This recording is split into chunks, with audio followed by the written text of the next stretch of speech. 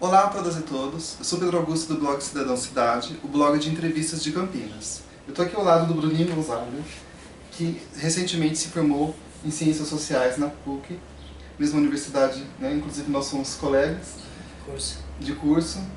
E nós vamos falar a respeito da literatura, da poesia, da importância da escrita, da influência da literatura na sua vida e dentre outros assuntos, né? Primeiramente, muito obrigado pela sua presença. Eu que agradeço o convite, extremamente honrado aí. E você poderia se apresentar para as pessoas, primeiramente? Bom, sou Bruninho Gonzaga, tenho 29 anos, sou poeta e sociólogo enquanto função, mas trabalho como educador social. Trabalho que exerço como educador social. Faz alguns anos já, desde 2010, eu já me envolvo na educação e diversos modelos já, privado, público, enfim. E assim, isso. Como você crê que o atual contexto político e os rumos da democracia influenciam na sua formação e na forma como você pretende atuar enquanto cientista social? Bem, o que influenciou a questão política, que influenciou em geral foi com nos últimos 20 anos, esses últimos 10 anos, pelo menos, o avanço do acesso a direitos básicos, direitos a classes sociais não antes atingidas. Eu venho junto nessa onda. Eu sou o quinto filho de 10 irmãos, do mesmo pai, da mesma mãe, que passou primeiro a entrar na universidade. Então isso é um dado muito questionador, muito provocativo. Ou seja, o direito ao acesso à educação é uma questão muito retirada das pessoas. Então, muito feita para desinteresse, Então, eu entendo como a forma de resistência da minha educação. A gente precisa estar nela, né? E vivemos numa democracia que precisa ser reafirmada o tempo todo, né? Exato. É interessante, né? A democracia, para a gente, vem sendo cada vez mais distorcida do que ela poderia ser enquanto modus operandi. Você vê, a gente está falando sobre acesso à comunicação. É mais distante cada vez mais. Isso que acontece agora é uma resistência que é da narrativa do que a vida que a vida está passando. Isso, a gente precisa ter e a consciência de ter esses espaços passou a ser um detalhe de muito conflito a uma já dada elite que é dono desses meios. Então, sabe o poder que um aluno de periferia, uma aluna de periferia dominar um determinado, de fazer uma rádio online, fazer um blog, fazer ter espaço, fazer um programa de TV. Enfim, isso, tudo isso é uma questão de muita dificuldade para chegar nessa narrativa. Porque existe um aparato também para isso, existe todo um processo. Então, esses meios nos provocam a pensar que a gente tem muito a buscar ainda. Então, a luta tem que ser essa, dar as nossas narrativas da forma que dentro desse processo de retirada de direitos mesmo, que é a única forma retomar isso.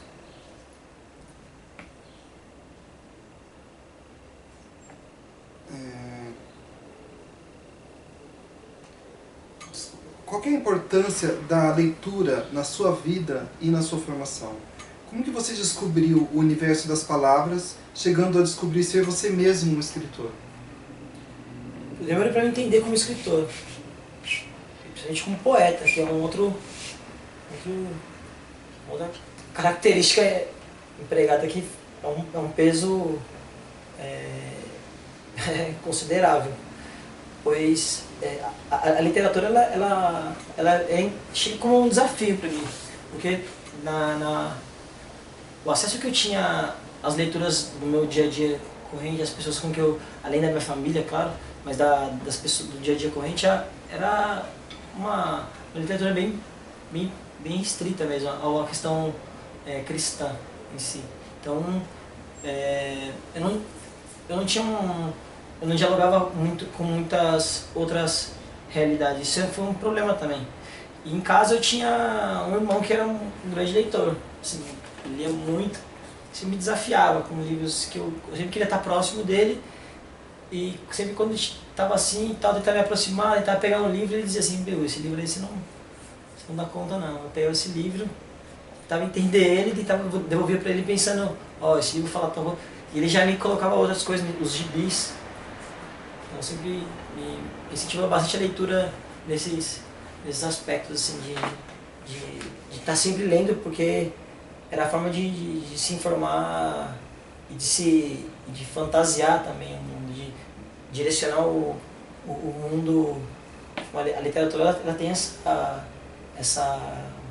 forma, né? essa possibilidade de gerar no inconsciente, né? De ter a forma de direcionar olhares para a geografia, para a relação humana, enfim. E isso com certeza já influenciou você na sua futura escolha para a área de ciências sociais. Sim, isso foi fundamental, principalmente, para entender a relação humana de um modo plasmado de alguma forma. Então, a TV ela tem uma questão temporal. Você assiste a TV, você está no tempo daquilo que está passando. Agora, na literatura, tem essa coisa da atemporalidade. Você está lendo algum livro, você está lendo um texto, você para esse texto e volta quando você estiver se recuperando, às vezes, daquele texto, de tal parágrafo. É um tempo dado de maneira equânime a literatura. Eu vejo isso que já essa comunicação tem uma outra forma, então tem outro tempo, tem um outro caráter nesse de se lidar. Então, eu sempre me vi bem estimulado pela literatura nesse aspecto.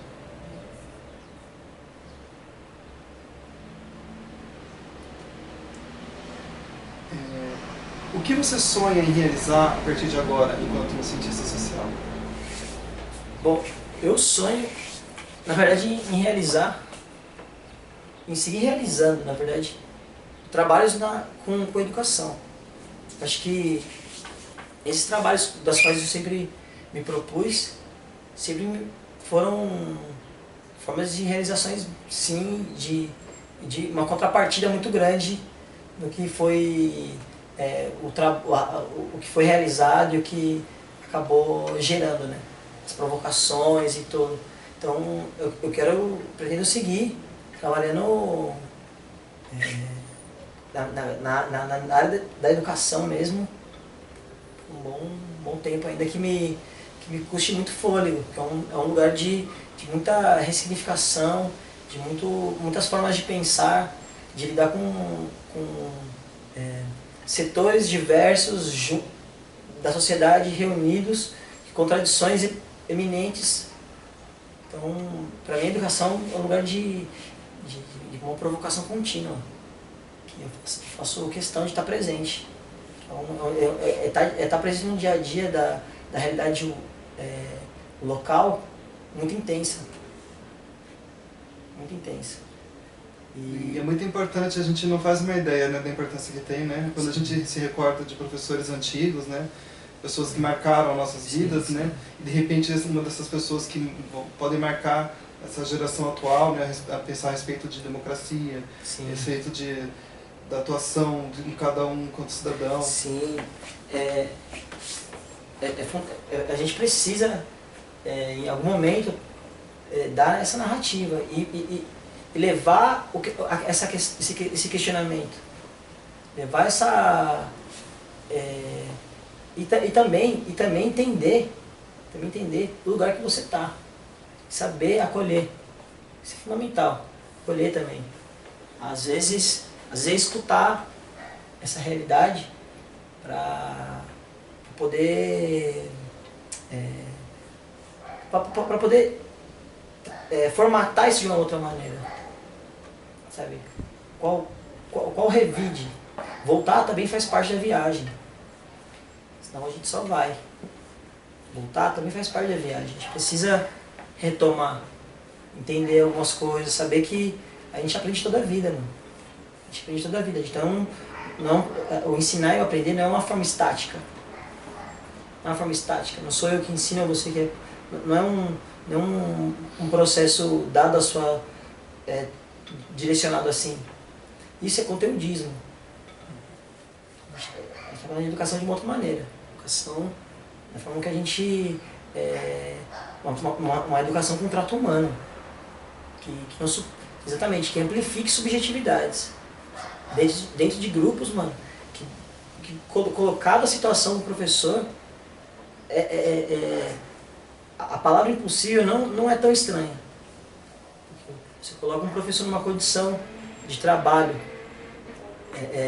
de sala, salas lotadas, um instrumento, poucas horas.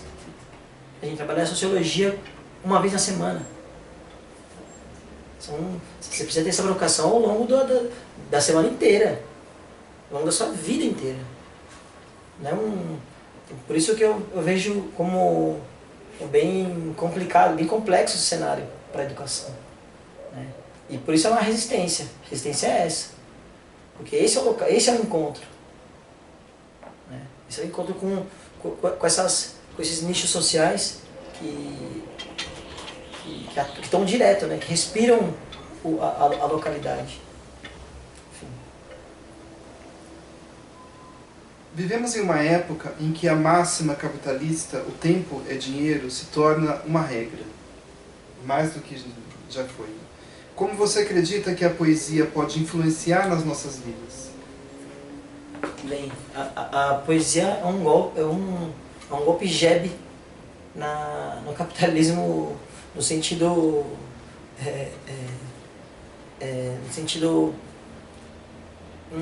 que eu poderia dizer contraditório, porque ela vai na contradição mesmo desse processo. Porém, ela é realizada dentro de um mecanismo econômico, que uma hora ela cai. A poesia ela só pode, como qualquer outra modalidade, inclusive a educação, inclusive o acesso a direito, quando você não tem como se defender de um caso. Você acessa direito, você não, a forma capital não te dá direito a se defender. Enfim, então a poesia ela também fica à mercê de um mercado que é pautado na produção, mas ela é translada porque ela é vivenciada. A poesia ela é sensorial. A poesia está intrínseco naquilo que a gente menos espera, inclusive. Então, o capital ele se apropria desse baile, né? Então, o que é a poesia? Bom, a poesia ela tem esse caráter assim, sensorial, sensitivo. Ela tem gosto. Ela te faz mudar a luz, a cor que você está vendo para o gosto que você está sentindo. A poesia está na forma mais dispersa de maneira mais eficaz. Então, acho que é bem... Gostaria de aproveitar e resgatar uma resposta de uma entrevistada anterior, a Daíse Lima. Ela fala uma coisa que eu acho muito interessante, o olhar de miudeza. Sim. Então, assim, em tempos como a gente está vivendo, uma democracia frágil, em uma situação política instável, você ter esse olhar de miudeza e poder transportar através da poesia, isso tudo é uma oportunidade maravilhosa e ao mesmo tempo difícil, né? Sim, porque é muito conteúdo, é muito debate,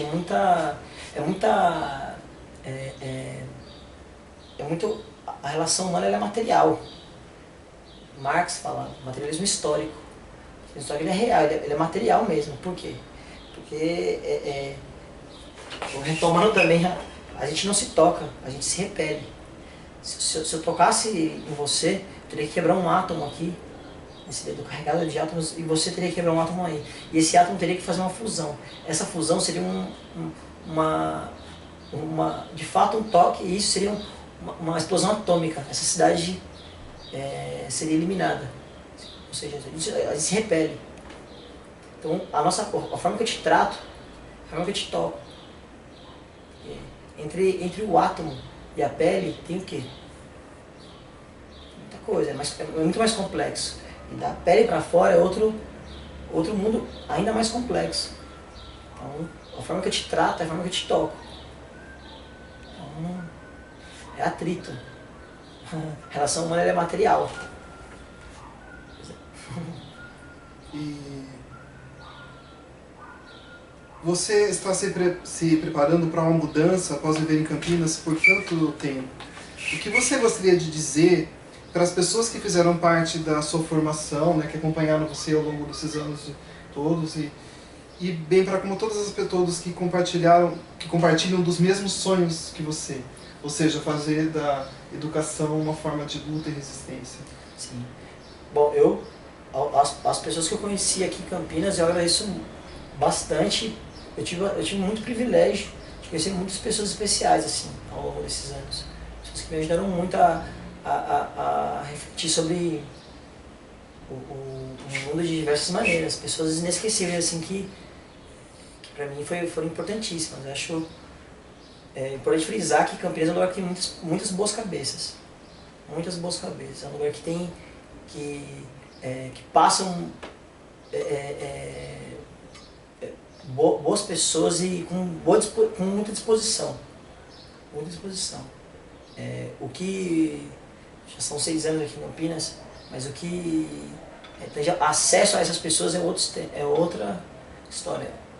Por isso que eu particularmente já venho num pensamento de que essa cidade ela tem muitas possibilidades, mas de poucos acessos. Muito difícil, sei lá, você pegar um ônibus para ir para Vila União, na Maloca, um lugar interessantíssimo de existência, fundamental, necessário nesses tempos. É difícil, porque o acesso é caro, é muito elitista, tem esse caráter. E isso dificulta no que é as qualidades que aqui tem. Isso é muito sério. Isso é muito sério.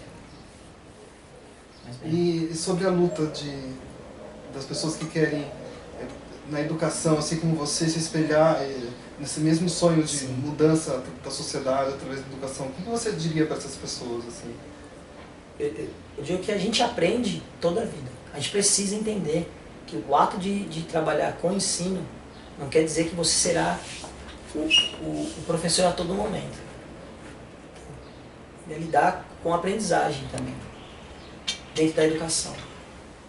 Que isso vai ser o pilar básico para você lidar com os processos adiante, desde a própria educação, principalmente da educação. Entender que a gente chega com uma responsabilidade de professor de ensinar, de tratar o aluno como uma questão conteudista. Então, quando a gente, e o escutar o aluno, às vezes gera contradições também pra gente, nossa forma de de pensar e às vezes de indicar para ele, de falar, meu, você está pensando, reflita diferente sobre tais coisas. Isso é... Então, eu falo, o trabalho da educação é armar bombas e desarmar bombas. E a sociedade vai ter que lidar com elas. Vai ter que lidar. E ali é uma hora que pode ser que mude. Pode ser, de fato, de alteração. Precisa ter a consciência que esse momento é um momento de responsabilidade. Que a ideia precisa ser chegada também. E antes de encerrar, eu gostaria só de você falasse sobre o Bruninho, escritor, sobre o livro que você publicou. E você está preparando outro, é isso? Não sei nem se podia falar aqui agora. Não, sim. sim. O livro, eu fiz uma publicação em 2016, né? E bem, passados esses 2 anos, eu fui dentro de um grupo de poetas que resolveram fazer uma publicação, me convidaram para mandar alguns poemas para ajudar dentro de uma antologia, tudo. Então tem o pessoal do Rio de Janeiro, o pessoal de Dayatuba, então eu vou fazer uma publicação de um livro, que logo menos está por aí. Mas eu vou estar junto com uma galera aí, ajudando, né? Jogando um tempero nessa antologia. E você tem um livro publicado também, né? Sim, que é o livro todo. Um livro publicado numa editora do Rio de Janeiro. Enfim. Legal, então tá. Vão ter links embaixo assim na descrição das pessoas. Se quiser, sim, sempre que tem uma página todo e tem